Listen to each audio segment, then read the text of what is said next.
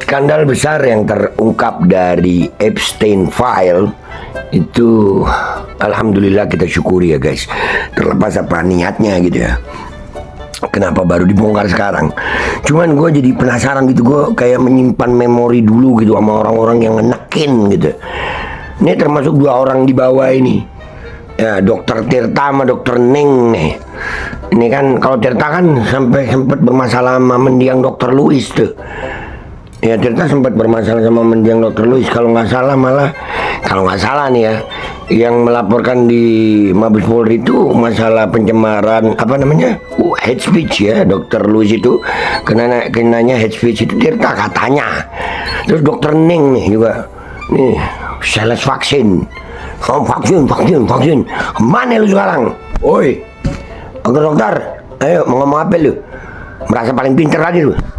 Kemana lu? Mana?